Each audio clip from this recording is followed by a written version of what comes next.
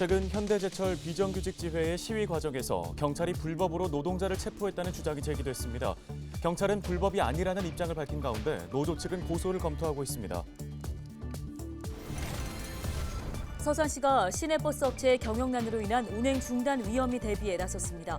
서산시는 전세버스 등 업체와 협약을 체결하고 시내버스 운행 중단 시 임시 운행 차량을 배치할 계획입니다.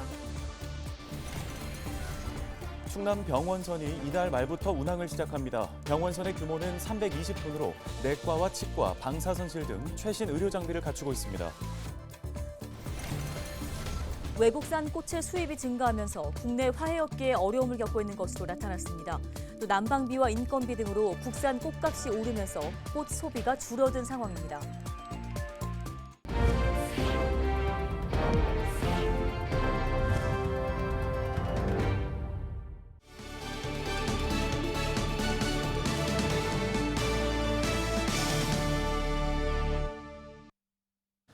여러분 안녕하십니까? 헬로티비 뉴스입니다.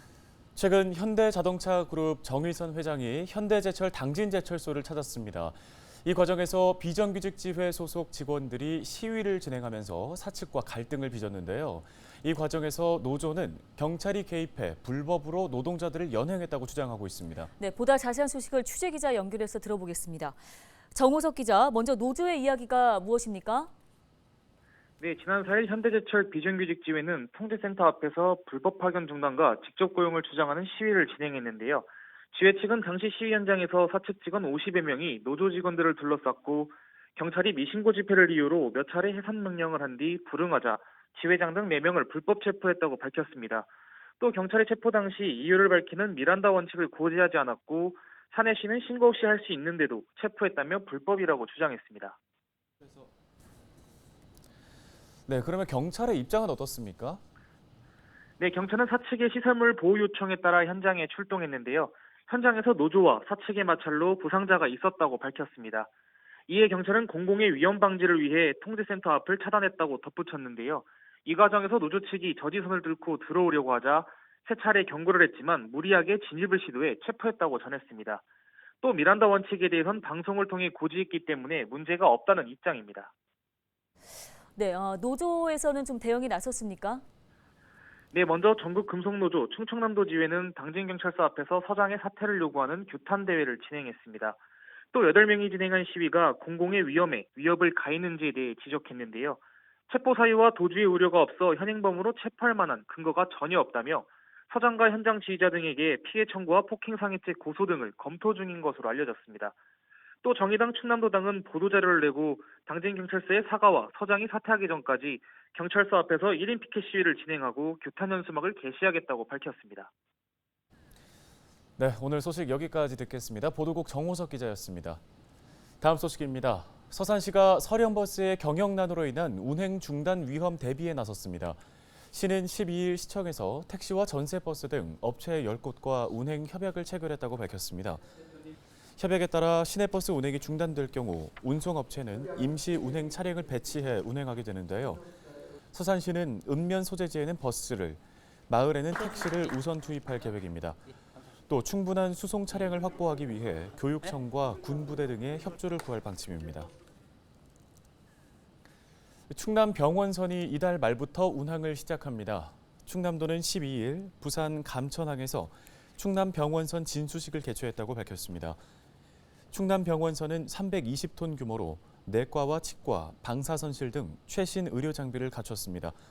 병원선의 현재 공정률은 약 98%로 장비 사용과 시범 운전을 거쳐 이달 말 보령 앞바다로 올 예정입니다.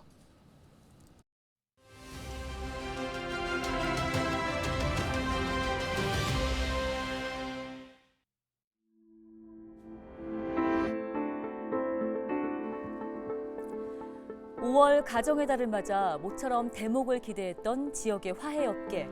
바람과는 달리 시름이 깊습니다.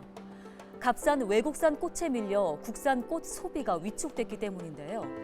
먼저 카네이션의 수입량은 15,000여 톤으로 전년 대비 156.3%가 증가했고 장미 수입량 역시 전년 대비 168.5%가 급증했습니다. 중국과 콜롬비아, 에티오피아 등에서 값싼 장비와 카네이션 물량이 쏟아지고 있습니다. 급등한 난방비와 또 인건비 등으로 국산 꽃값이 올랐고 엎친 데 덮친 격으로 지난 연휴 내내 비까지 내리면서 꽃 소비는 급감했습니다. 상황이 이렇다 보니 지역 곳곳에서 국산 꽃 소비를 늘리기 위한 노력들은 계속되고 있습니다. 김해에서는 이번 주말까지 대규모 꽃 축제가 열리고요. 지역마다 화훼 직거래 장터도 마련돼 있습니다. 우리 화훼 농가 살리는데 이번 주말 함께 동참해 보시는 건 어떨까요? 데일리 브리핑이었습니다.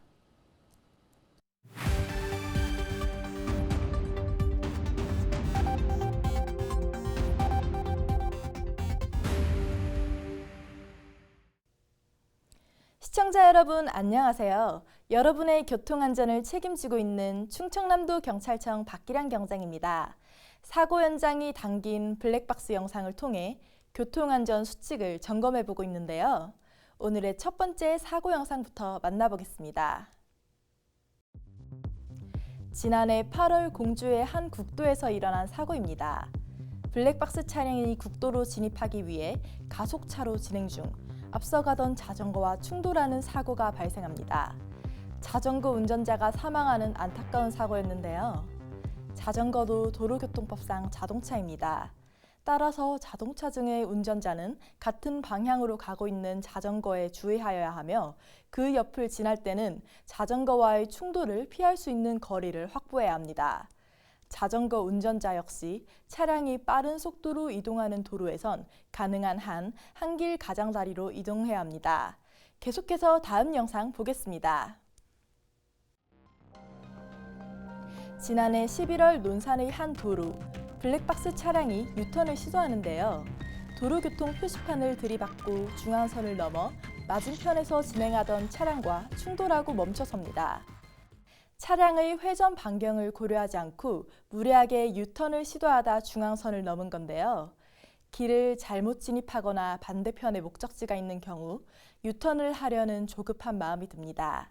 하지만 조금 빨리 가려다 큰 사고를 낼 수 있다는 사실 꼭 명심하시기 바랍니다. 이어서 다음 영상 보겠습니다. 지난 11월 보령의 한 도로, 60km 속도 제한이 있는 도로에서 블랙박스 차량이 역주행하고 있는데요.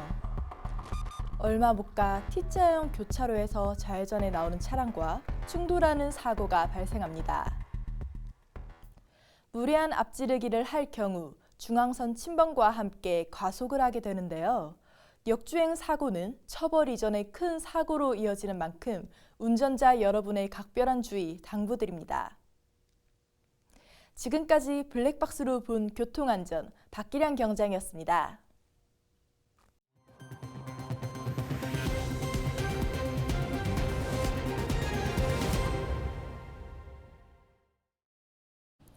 다음 소식입니다. 성일종 의원이 서산 지역에서 출토된 문화재의 이전을 추진합니다.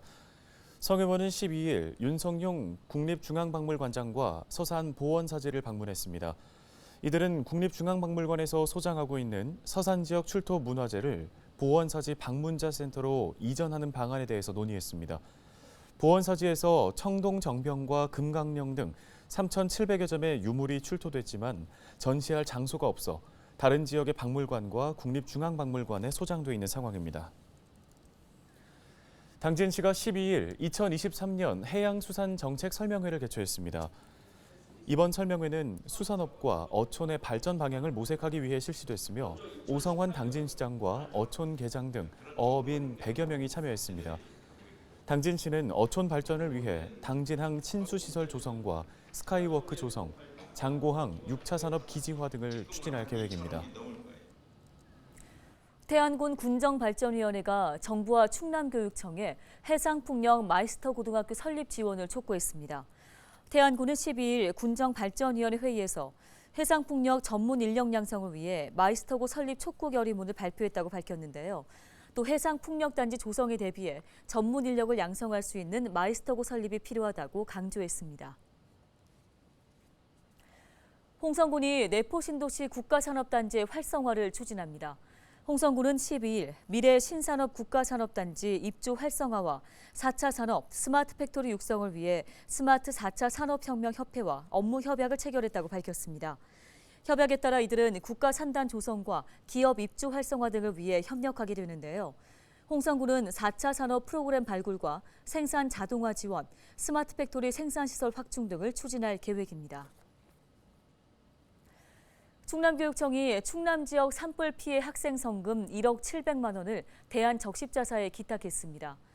이번 모금은 지난달에 2주간 진행됐고 충남교육청 산하기관 교직원과 학생들이 참여했습니다.